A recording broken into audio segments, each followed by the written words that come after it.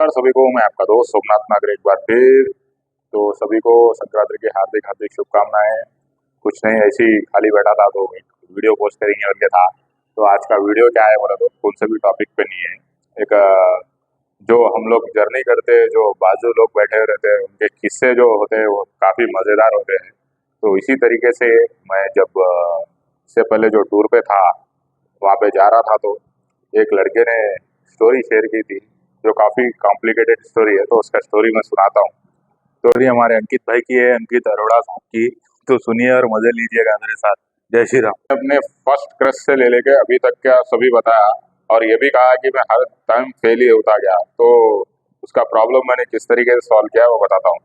तो पहले उसने चाइल्डिश लव के बारे में बताया। जब वो स्कूल में पढ़ा करता था तो उसके सामने उसका क्रश रहा करता था, बोलते ना फर्स्ट लव।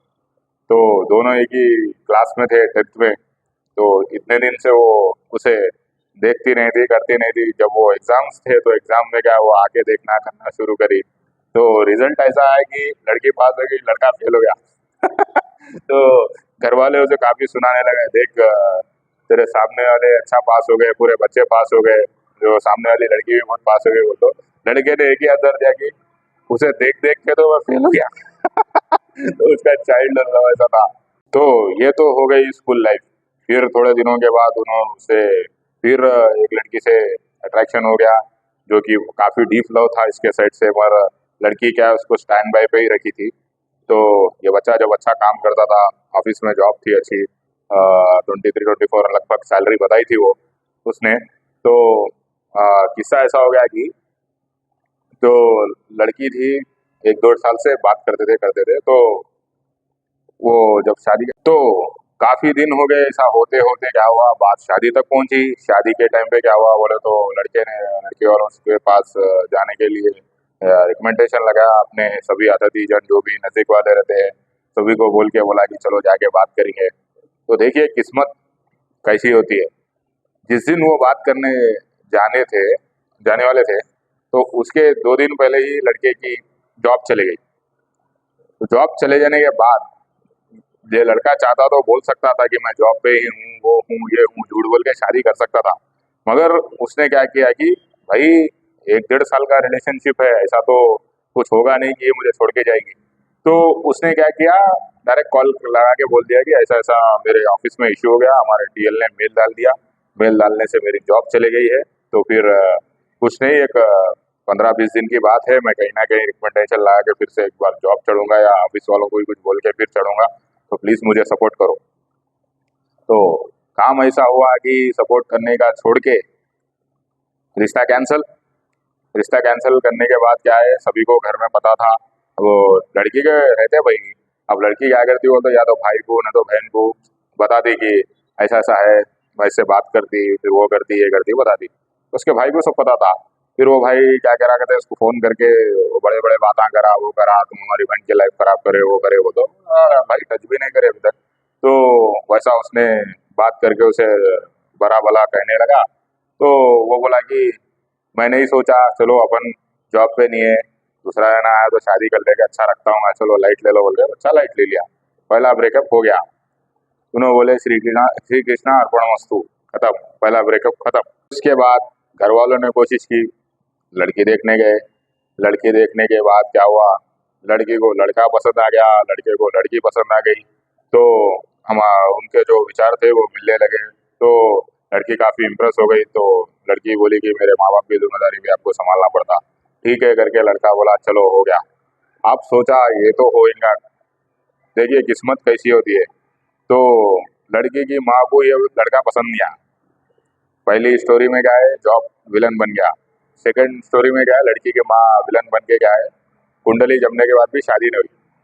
तो भी वो खामोश सहन कर लेते हुए आगे बढ़ गया लड़का। लड़की से कहा कि ठीक है आपकी मॉम एग्री नहीं है तो लाइट ले लो।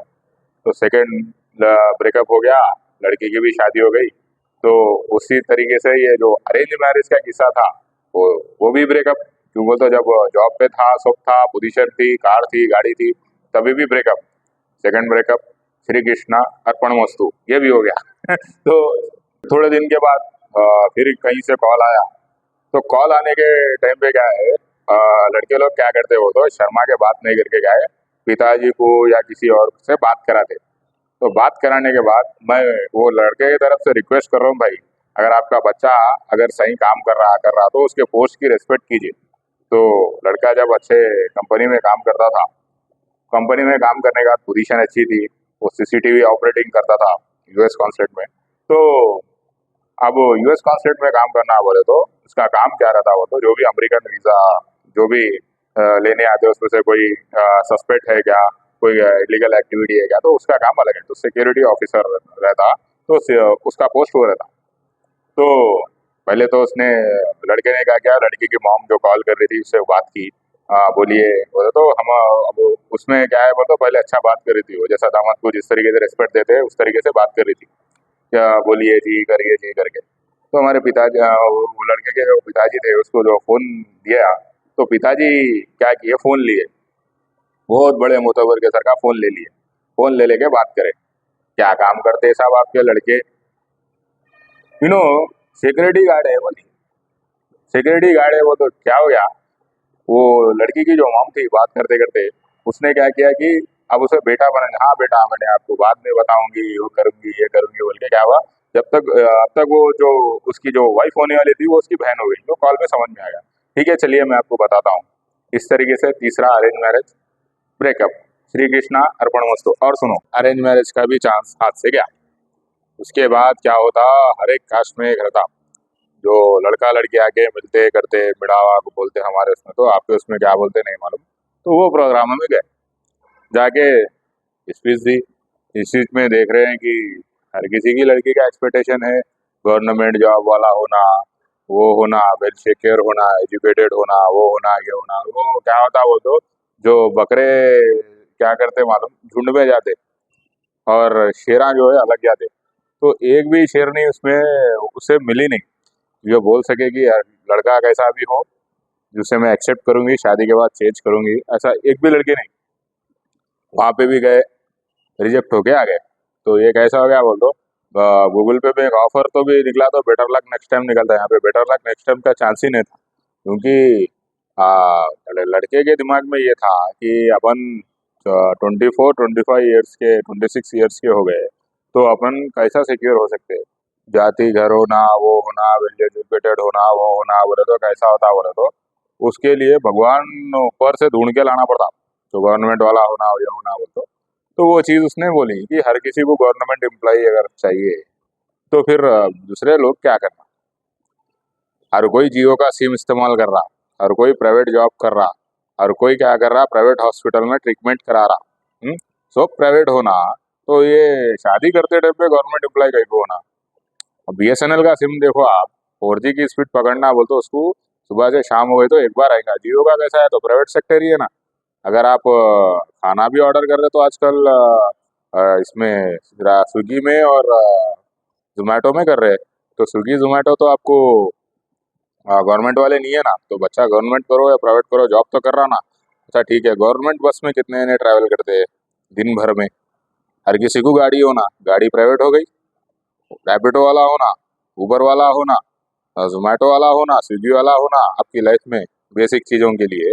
तो शादी करने के लिए आपको गवर्नमेंट एम्प्लॉय होना, तो ये हिसाब से बात की तो वहाँ पे भी रिजेक्ट हो गया।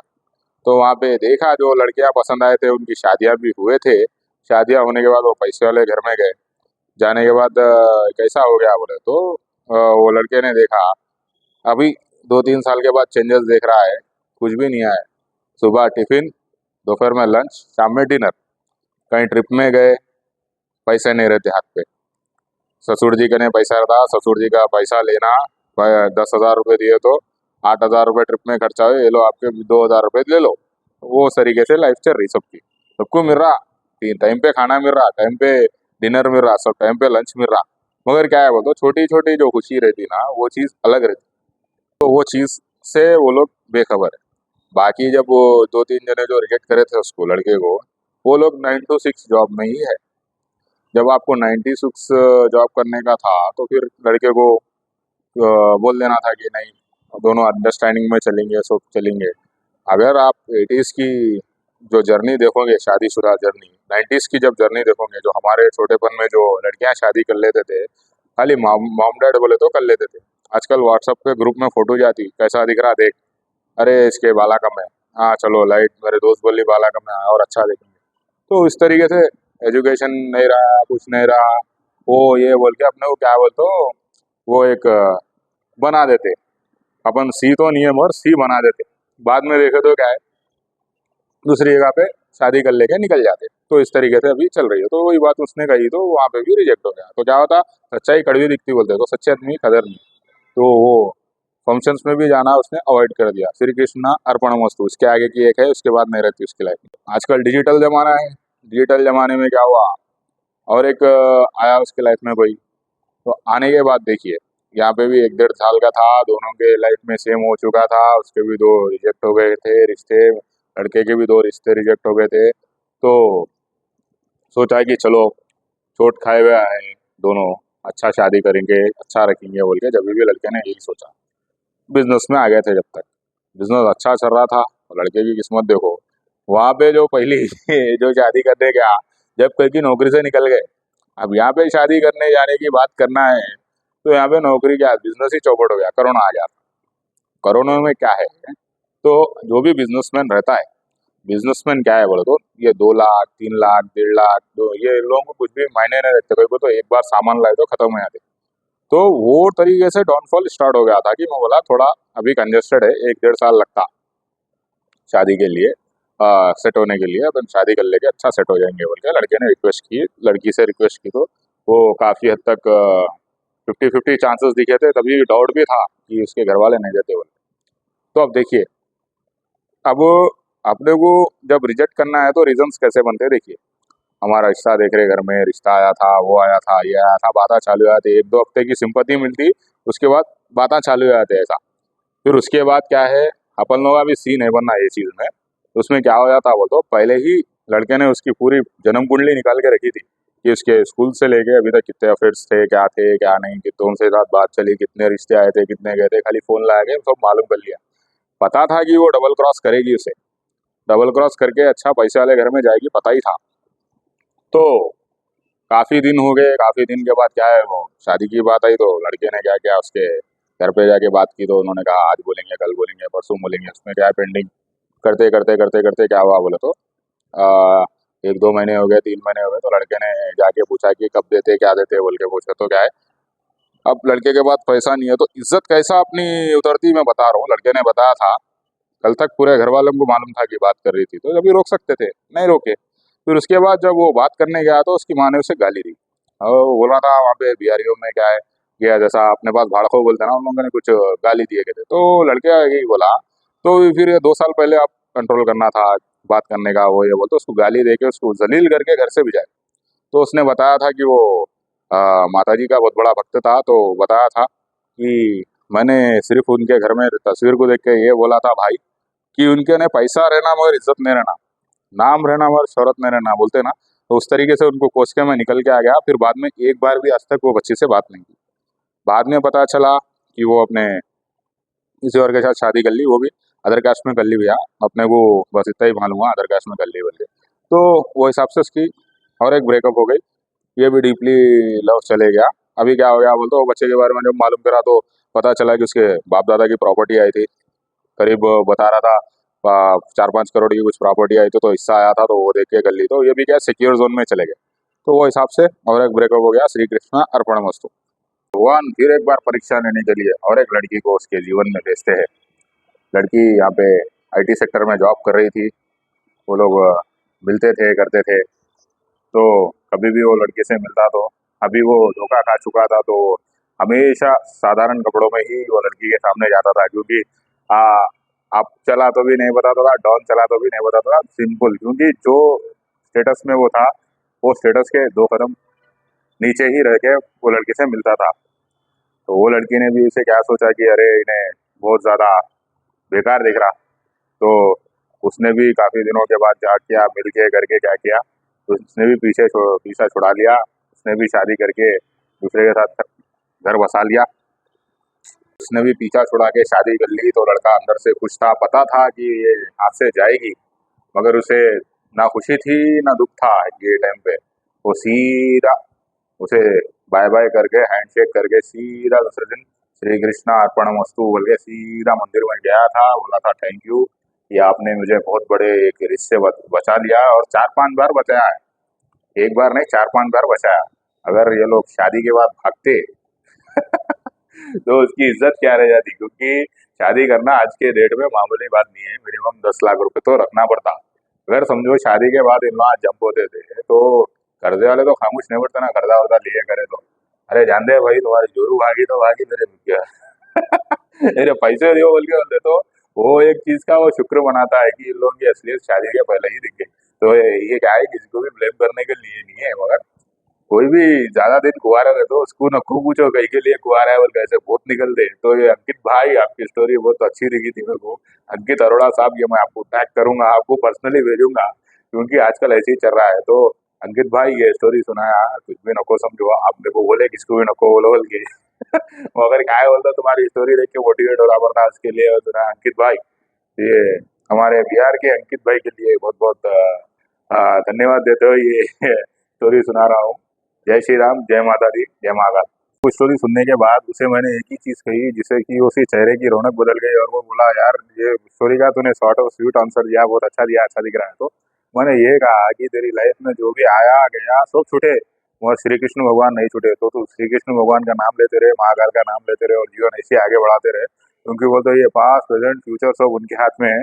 तेरा पास्ट खराब था होगा, प्रेजेंट और ज्यादा अच्छा हो जाता, और फ्यूचर तो इससे ज्यादा अच्छा होने वाला है, तो लाइट लेके आगे बढ़ के बोला। तो अंकित भाई ये बात शेयर करने के नहीं थे, मैं कर दिया, सॉरी, थैंक यू। तो सबको स्टोरी सुनाने के लिए, और स्पेशली मुझे उस दिन ट्रेन में बोलने के लिए, तो मैं टैग कर रहा हूँ। जरा लाइट ले लो भाई, तो वो हिसाब से फिर एक बार बोलो, जय माता दी अंकित भाई।